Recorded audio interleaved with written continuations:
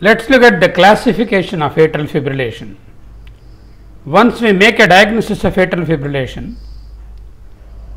there could be two types. One is the new onset atrial fibrillation.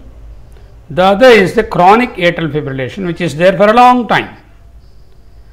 The new onset atrial fibrillation may be paroxysmal, that means lasting up to 7 days, may be persistent, that means it is lasting more than 7 days and not reverting to sinus rhythm on its own, whereas the paroxysmal one reverts to sinus rhythm on its own spontaneously, or it may be permanent, wherein the atrial fibrillation is either not responding to cardioversion failed, or cardioversion not attempted, and the permanent atrial fibrillation is continuing. And that is what is called the chronic atrial fibrillation.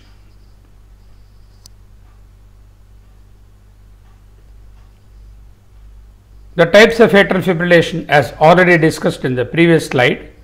Paroxysmal atrial fibrillation means it terminates spontaneously in fewer than 7 days, often within 24 hours.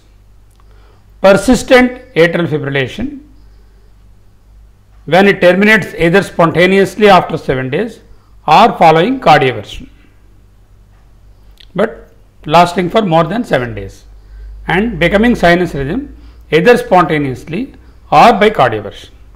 Permanent atrial fibrillation, it persists for more than 1 year, either because cardioversion has failed or because cardioversion has not been attempted for various reasons. So, these are the three types of atrial fibrillation we normally classify. Lone atrial fibrillation we have already looked at, that is atrial fibrillation occurring de novo in a structurally normal heart, usually in young patients. That is called the lone atrial fibrillation. This classification of paroxysmal, persistent, permanent, these are not watertight compartments.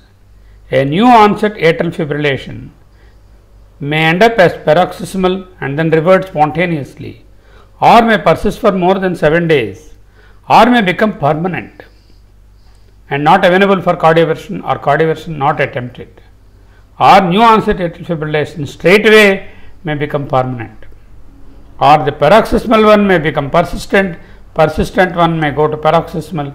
All sorts of combinations and all sorts of intermixing of these things or interchanging of these things can occur. This is how the atrial fibrillation behaves. When we encounter a patient of atrial fibrillation for the first episode, the important thing that we need to do is it primary or is it secondary to any underlying pathology in the heart? A thorough evaluation is a must, because if it is secondary to underlying heart disease, we need to address the secondary cause rather than focus on the atrial fibrillation alone. Structural heart disease and age are the most important factors to be looked at. Atrial fibrillation without structural heart disease, we know, is called lone atrial fibrillation, usually in the young.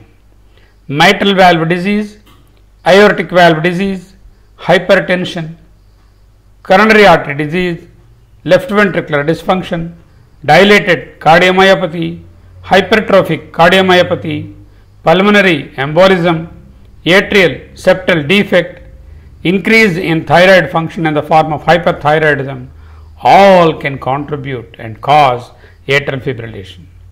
Coffee, tobacco, excessive ethanol use, stress, fatigue may be the triggering factors for atrial fibrillation.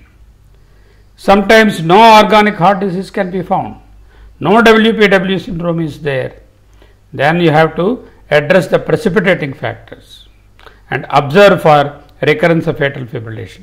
If there is no organic heart disease, if there is no accessory pathway and reentrant pathway WPW, then look for the precipitating factors and control them, observe for any recurrence.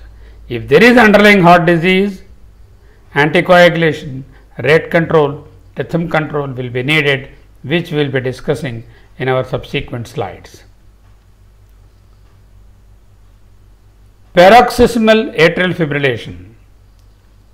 In such cases, if there is no underlying heart disease, the treatment would be rest, sedation, digitalis for the attack. Hemodynamic compromise has to be assessed. The patient is hemodynamically stable, there is no need for immediate cardioversion.